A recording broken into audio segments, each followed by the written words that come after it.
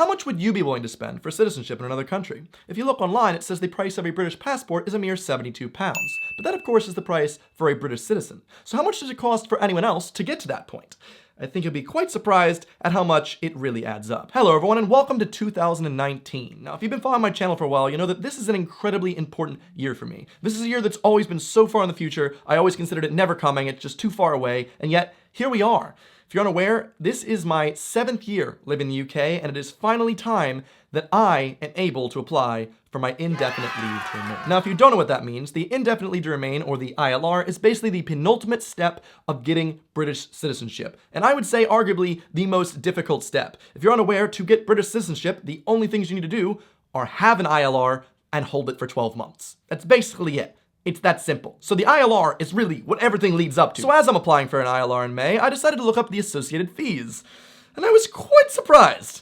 Quite surprised indeed. And so it got me thinking, how much money have I truly spent on this journey to get to that British passport? How much does it really cost? Well, I like math, so let's get cracking. September 11th, 2012 is where this journey starts, the day I got off my first plane and was able to enter the UK under this fancy visa. This was a Tier 4 student visa, which allowed me to enter the UK and study. I was going for a master's degree, I was very excited. Now, how much did that cost? Well, my Tier 4 student visa cost me a reasonable £335. And of course, on top of that, you need to pay an extra £19.20 for your bioresidence permit, your BRP, basically getting your fingerprints done. For some reason, that price isn't included in everything else, but believe me, it'll add up. It's important I add that along. And so, my total came to a lovely £354.20.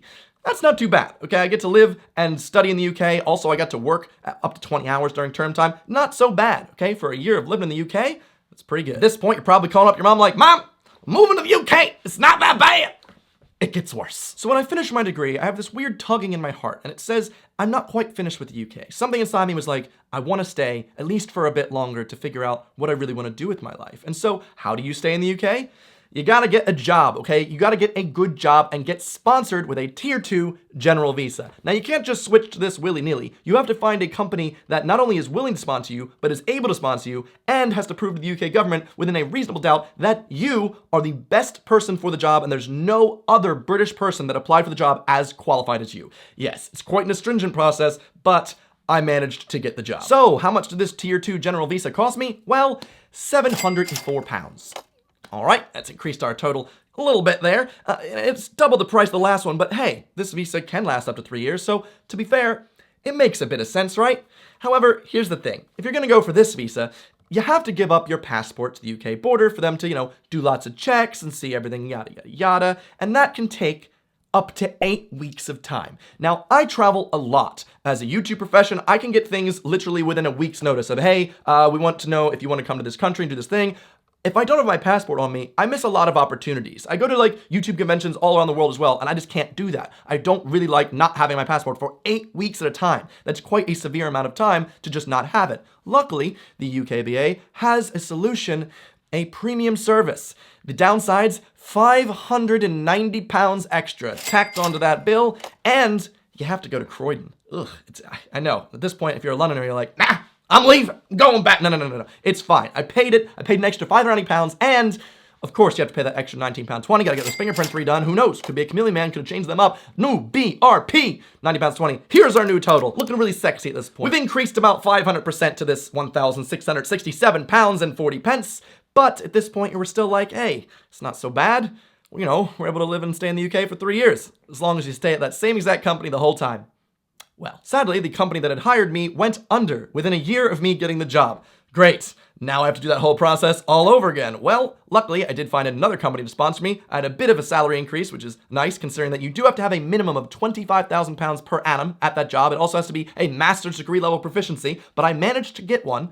However, I did have to go through this whole process again. So, Tier 2 General, let's switch it up. New company, that's an extra £704. Also, don't forget, gotta get those new BRP fingerprints done. That's £19.20. Also, we really need to have that passport right now, just in case, and also because I need to get my job and start working immediately so I can pay back all these visa fees, and that's an extra £590. Gotta go to Croydon, that's fun itself. And lastly, Theresa May, lovely Home Office secretary back in the day, she was really bad at that, just as well as she is a prime minister, decided to implement an immigration health surcharge. So even though immigrants already pay for the NHS with the taxes that they, pay to the government, which by the way, I love the NHS, 10 out of 10, love it, would love to support it, do by paying my taxes. Theresa May decided, why don't they just pay more? £200 every year that you're a migrant in the UK.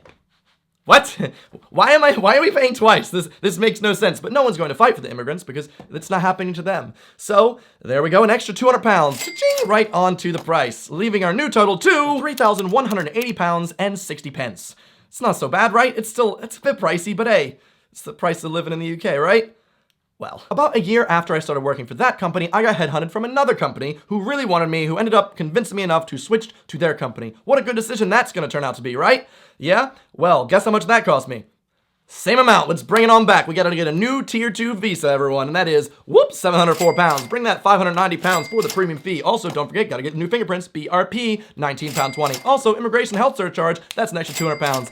We are now up to a whopping £4,693 and 80 pence. And hey, I did switch to that one, so maybe that was kind of my fault, but it was where my career was taking me. Like, that was a more senior role, more responsibilities, and, more clout, more things to do, and help the UK economy. But so I guess I have to stomach that one. But sometimes as startup life goes, companies can change their business models and not require you or marketing or any of your abilities anymore. And so you're made redundant within 6 months.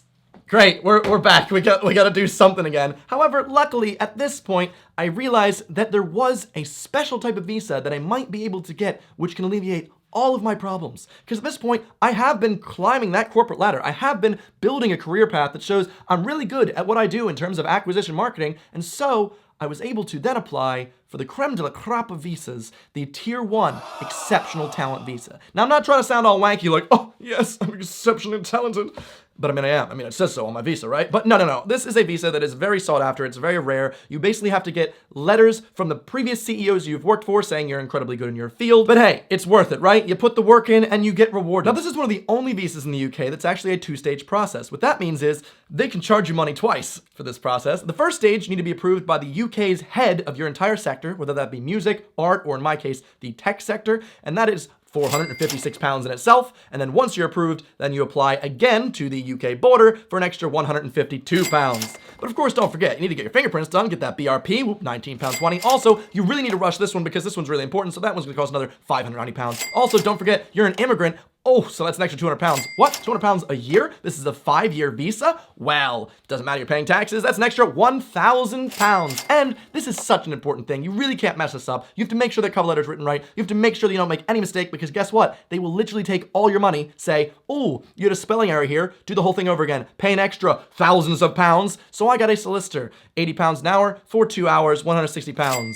A small price to pay compared to this whole thing. £7,071 on the dot. But hey, now I finally have the stability and security with this Tier 1 visa. I no longer have to fear a company I'm working for going under or losing a job for any other reason.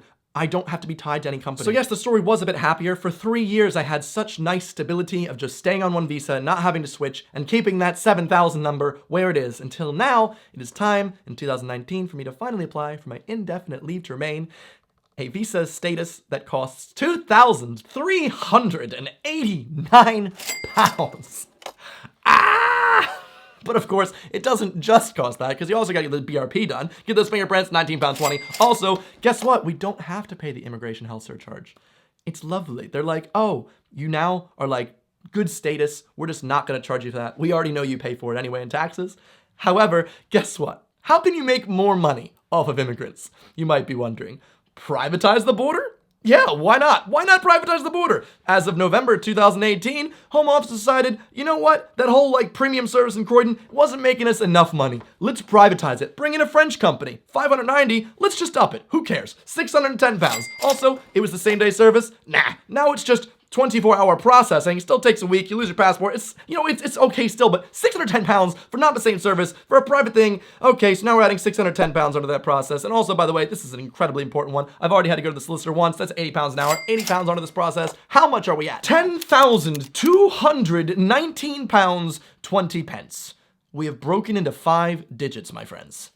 Oh my God. And then with £10,000 out of my pocket, I then get to sit happy as a clam, poor as a clam as well, no pearls in this clam, and I have to sit there for 12 months until I'm finally able to apply for my British citizenship. And the price for British citizenship is £1,330. Now, I'm not really going to complain about that one. Yes, it's incredibly high, but hey, it's nowhere near the ILR's 2,300. Like, it's not that bad. But also, it is the finishing touch, right? This is the citizenship. This is everything that you've been working for. So it would make sense for this to be like, I don't know, a bit more expensive. But of course, don't forget, it's not just that. You got to pay £19.20. You got to get the BRP done, get those fingerprints. And also the ceremony, which for some reason isn't included, an extra £80. Got to swear an oath. I swear to protect the Queen. Past January 5th, every day of her life, we're going to protect the crown. So we are now up to £11,648.40, the true cost of British citizenship. But don't forget, we do have one final step, that small 72-pound passport. Doesn't look that bad now, does it? 72 pounds, let's tack that, £11,720.40. That is the true cost for me for British citizenship. Might be different for some people. Maybe some people don't end up working for startups, work for a long time and don't have to pay as much, but hey, you're all gonna have to pay for that ILR, and that one is just asinine. Now, some people viewing this video might view me as being ungrateful for this lovely opportunity I've had to live and study and work in the UK, but that is not the case. The case here is that the prices are being gouged relentlessly because no one is fighting in immigrants' corners at all. At one point, the BBC did an article in the last 2 years noticing this only because the Home Office is also doing this to British people who have the right to citizenship, who are registering to prove that they're a citizen, and that costs them £1,000. It shouldn't. It doesn't cost that much in servicing. In fact, the BBC, during this report, were able to find the true cost of the ILR in terms of the processing, the people working there, the paperwork, how much that actually costs to do, was £252, meaning the markup to any immigrant that wants to come to the UK is 948%. It goes from £252 to the markup of £2,389 of nothing but profit. There's no other reason for that. It's just horrible. Now, when approached about this by the BBC, a spokesperson for the Home Office stated the fees are only right, and those who benefit directly from it contribute appropriately. What an hat. What the hell? Okay, why not charge £100,000? If you think, oh, British citizenship is worth £100,000, sure. That's not how you can't just keep increasing prices. For the last 2 years, they have increased the price of the ILR by 22.5%. If you don't know how interest works or don't know how percentage works, that is a huge amount of money. 10 years ago, the price of an ILR dependent was £585, whereas today it costs £3,250. In 10 years, it has increased that much, over 6 times. So let me just add a little bit of perspective to this for you. So we all know that train prices in the UK are already at an all-time high, because hey, that's the way true capitalism works. When you allow privatized companies to just keep increasing price despite the cost not going up, hey, we all win. No, not really, just the big rich people that own the train companies. Well, let's just say that a train from London to Edinburgh costs a total of £100. And we're going to apply the same increase in price, the 22.5% that's given to the ILR by the Home Office, to these train prices. Well, that £100 train that you just bought today, in 5 years will cost you £275 for the same exact service with barely any increase in cost, but all the money going to the fat cats that own the train company. Ooh, but another 5 years, let's just say a total of 10 years from now, you'll be paying £760. Now, you just have to deal with it because that's just the way it is, It's only right. And also, trains are a great service, so you benefit greatly from being able to travel. Absolutely not. That is such a stupid way of thinking of things. That is absolutely BS stupidity. Now, the issue is, if this happened to train services, a thing that everyone in the UK uses, everyone would be in an uproar because everyone knows and sees that. But migrants are kind of not as listened to. We're kind of like a bit of a class that's not really as protected, and it's like, oh, those guys, they can suffer and pay lots of money.